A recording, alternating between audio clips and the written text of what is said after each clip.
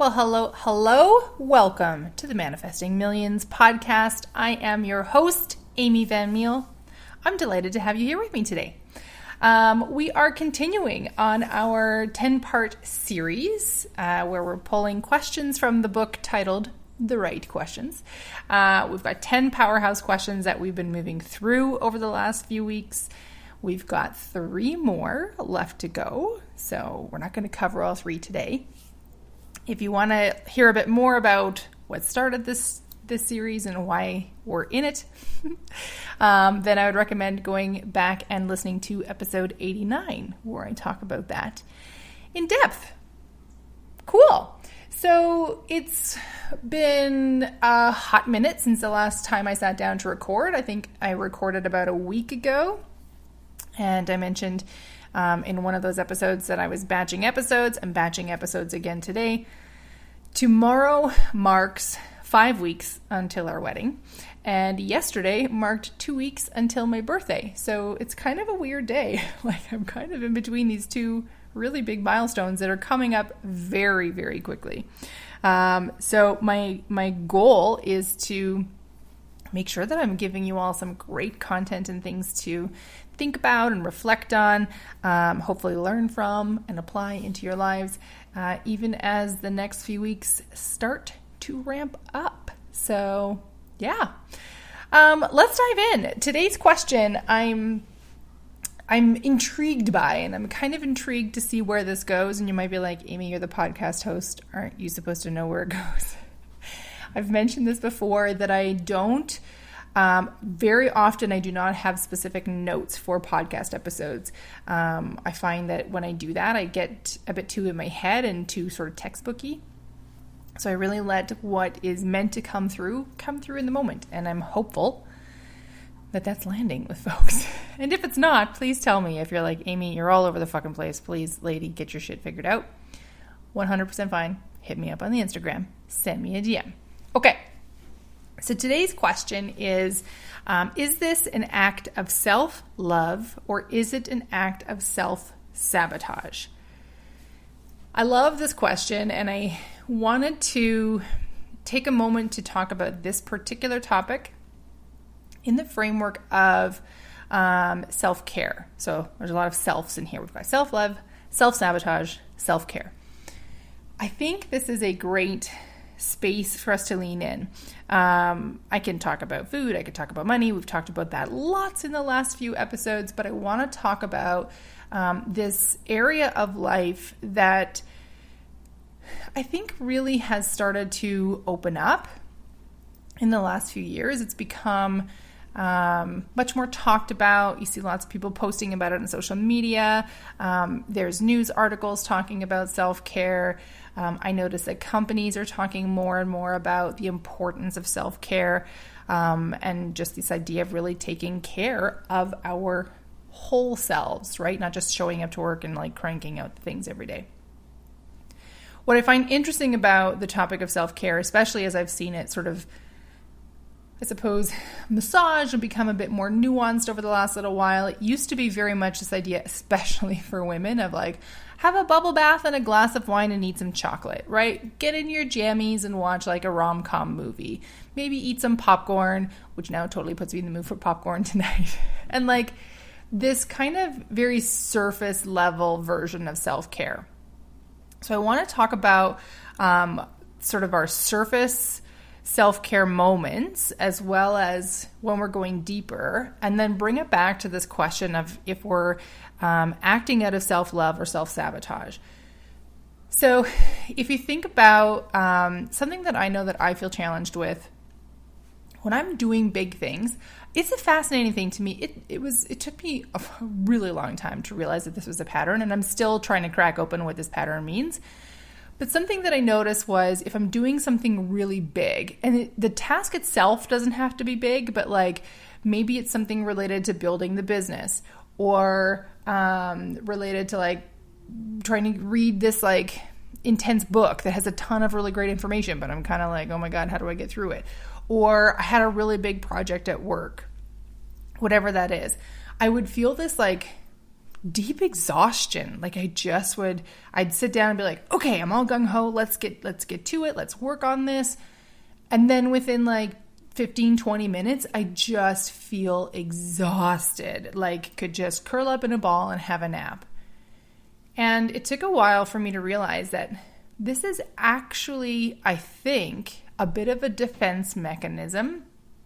My body knows, my subconscious knows, hey, Amy knows to take care of her body when she feels like something's coming on. Like if I feel like I'm sick, I know that it's important to rest. And I will respond to that by going, okay, we're just going to like chill, cuddle in, have a nap if I need to, eat whatever kind of is like popping up for me as a desire. And very quickly I'll move through being sick. But that can be, what's the word I want to say? Sort of twisted a little bit when I'm in these spaces where I'm tackling big things that have no known outcomes, are really facing all of my fears, and are really pushing me out of the comfort zone. So it took a while before I realized this correlation between almost every time I sat down to try to do whatever this big thing was, very shortly I'd feel exhausted. So I would have a nap, hoping that would help me get recharged and lean in to do the thing. I thought that doing that taking that moment to have a nap, or what usually it was a nap, like I might lie down for 20 minutes or whatever. I thought that was an act of self-love, a way of taking care of myself, a way of responding to my body's needs, and a way of really being able to resource myself more fully so that I could lean into the work. But what I realized as this was a repeating pattern, and it seemed to like it could repeat a couple times a day, and that was the part that I was like, what the fuck is going on right now? I don't understand. That I began to realize this actually might be a defense mechanism that is very sneaky. It's very hard to unpack that, because how do you know the difference between like, okay, this is actually a defense mechanism keeping me in my comfort zone, which is like safe and cozy and we know what's happening here, versus actually I am tired, I've been doing a lot, there's a lot of energy or whatever, right? Like how do you parse those out? I haven't figured it out yet, to be totally honest. But I start to pay attention to other things around. So if I'm, for example, sitting down to work on my business course that I'm working on right now, and up until that moment, I was feeling energized and feeling good and feeling positive and like really jazzed to like just carry on the day. But then within 5, 10, 15 minutes of sitting down to work, that all of a sudden I had no energy left. I'm like, okay, this is starting to show me that this is a defense mechanism.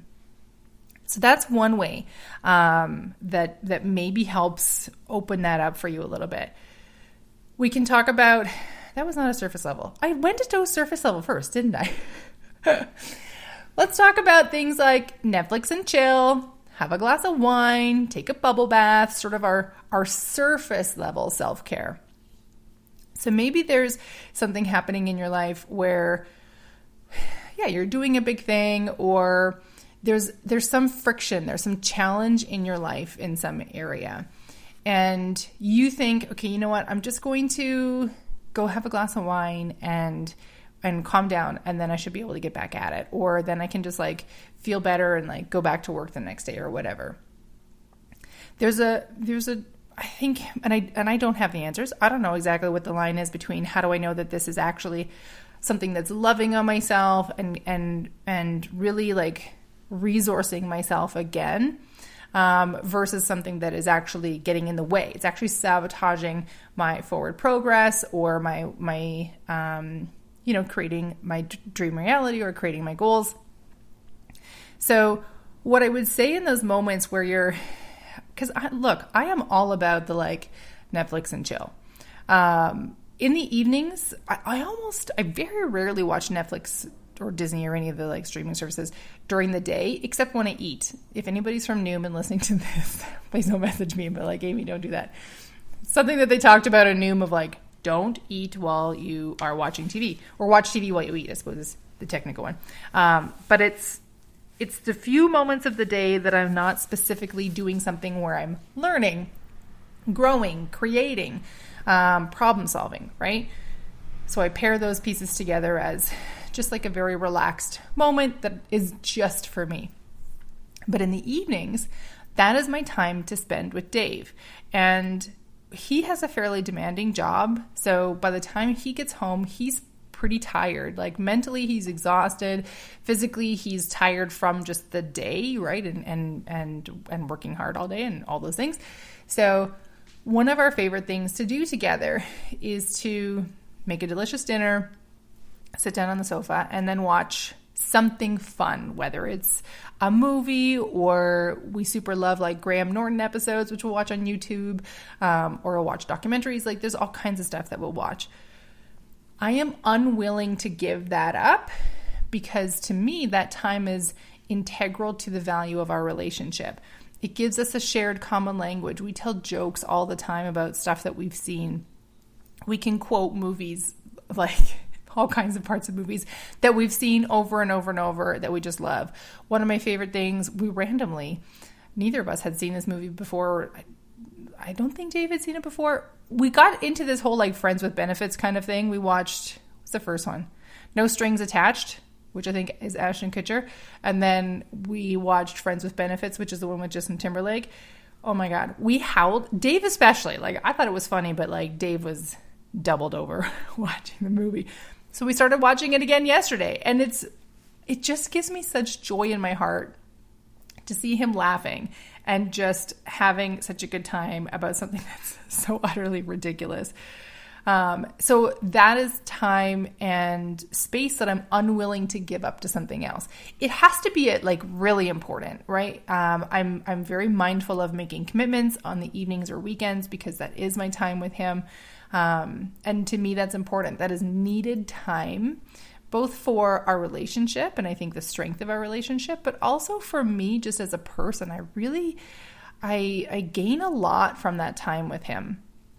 So that's really important. But where I want to walk that back to a little bit is if you find that you are just like, so let me just say it this way. I could not understand, because I can't possibly watch Netflix or anything that long. But I was very confused when COVID began, where people would say like, I found the end of Netflix. I'm like, how can you possibly find the end of Netflix? There is so much on Netflix or Disney or YouTube or what, like, I don't get it. How could you possibly? And I know it's not a literal thing, but like, that was so fascinating to me. So if you find that you are, using a lot of your time mindlessly. So you're sitting down to watch something and you just like lose hours. And then afterwards you're like, fuck, I actually really wanted to accomplish something or do something. But in the moment that you made the decision to sit down and watch, Netflix or Disney or whatever, you were like, I'm tired. I've had a big week or a long day or whatever. And so I just want to give myself space to recharge my batteries. Pay attention to how you feel afterwards. Do you actually feel recharged?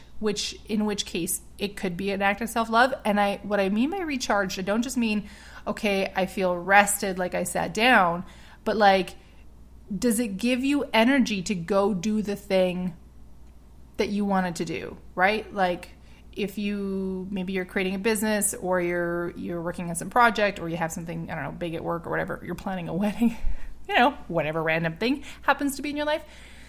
If it gives you energy and momentum and like, I don't know why chutzpah is the word that just popped into mind, but that's the one that just popped into mind.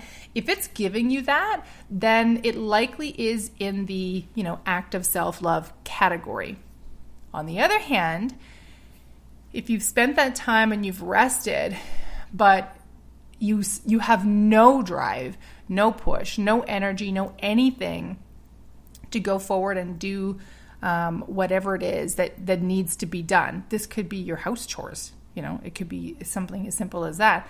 Then you might want to have a deeper look to check and go, actually, this might be some self-sabotage, especially if you notice a recurring pattern where you have this desire to do this right around the same amount of time that you've planned to work on that project, build that thing, whatever that looks like.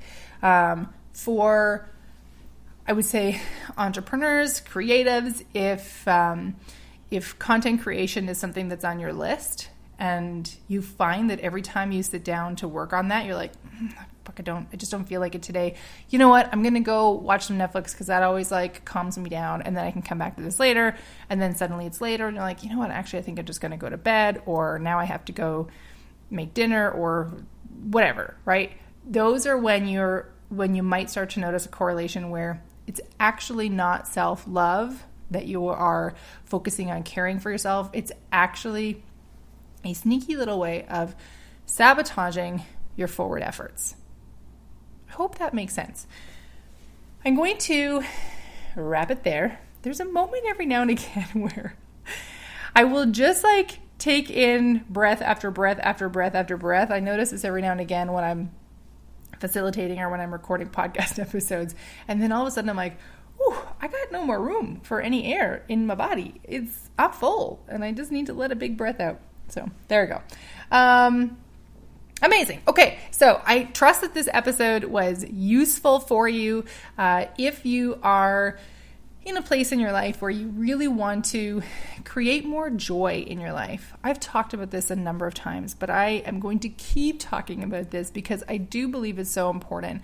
I talk to so many people who just feel kind of defeated by the world around them, or feel like life almost seems to be working against them from time to time.